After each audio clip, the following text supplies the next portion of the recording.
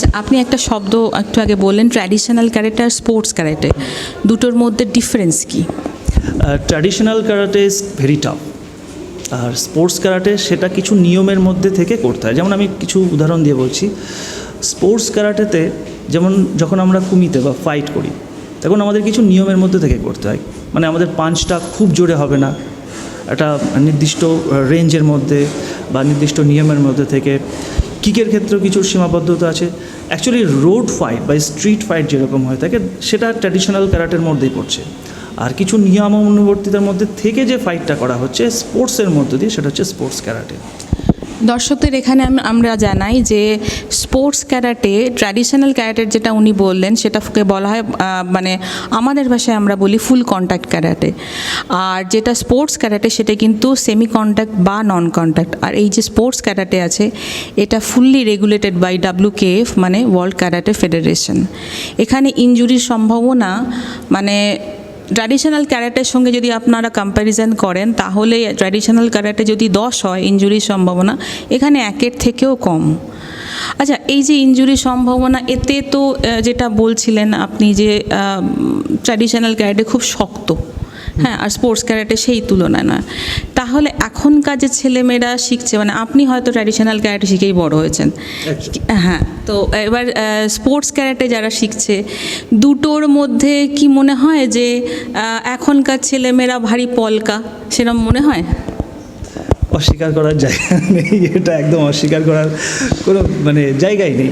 এই কারণে আগে যেভাবে আমরা হার্ড ট্রেনিং করে এসেছি, ফাইট করেছি, আমাদের কোনো গার্ডস ছিল না। কিন্তু এখনকার ছেলে মেয়েদের সুরক্ষার দিকে চিন্তা করে বা তাদের ভবিষ্যতের, যদিও আমাদেরও ভবিষ্যৎ ছিল তো যাই হোক, তো সেখানে হেড গার্ড যাতে মাথায় না লাগে, কিক, চেস্ট গার্ড বুকে না লাগে, হাতে যাকে মারছি তার না লাগে, নিজের না লাগে, লেগ গার্ড আমার নিজের পায়ে না লাগে। মানে অ্যাকচুয়ালি হ্যাঁ, আপনি যেটা বলেছেন সেটা ঠিক, একটু পলকা টাইপেরই হয়।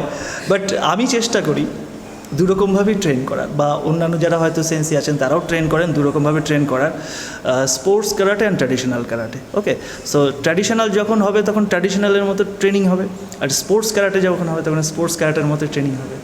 মানে আমি একটা ছোট্ট ইনসিডেন্ট, আপনি এটা বললেন বলে একজনকে, মানে আমি ইচ্ছা করে মারিনি, এবার একটা প্র্যাকটিসে একটা করতে গিয়ে, একটা ওয়ার্কশপের আগে একটু প্র্যাকটিস করতে গিয়ে ভুল করে একটা গ্রিন বেল্টের ছেলেকে, তাকে আমি একটা কিক করে ফেলেছিলাম, মানে কিকটা লেগে গেছিলো, করে ফেলিনি।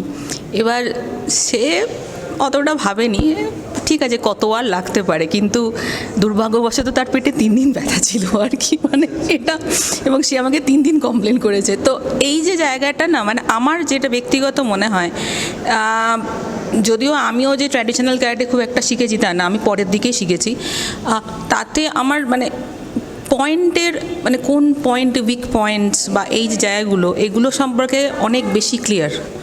মানে আমি ব্যক্তিগত, আমি এগুলো নিজে পড়াশুনো করি, জেনেছি খানিকটা, তো সেইটা এখনকার ছেলেমেয়েরা ততটা ক্লিয়ার হয় না। মানে এটা আপনার কি অভিমত? না, এটা ডিপেন্ড করে যে টিচার আছেন বা সেন্সি আছেন তিনি কিভাবে তার স্টুডেন্টকে সেই বিষয়ে নলেজ দিচ্ছে। তো সেন্সি যদি বলেন যে বডির এই পার্টসগুলো উইক পয়েন্ট, তাহলে সেই স্টুডেন্ট শিখবে যে এই পার্টসগুলো উইক পয়েন্ট, কোন পার্টসগুলো স্ট্রং পার্ট। তো সেগুলো ডিপেন্ড করছে যে ট্রেন করাচ্ছে তার। আচ্ছা, আমাদের দর্শকদের জন্য 2-1টা উইক পয়েন্ট একটু দেখিয়ে দিন আপনি। আপার পোর্শনের দিকে, জোদান পোর্শন।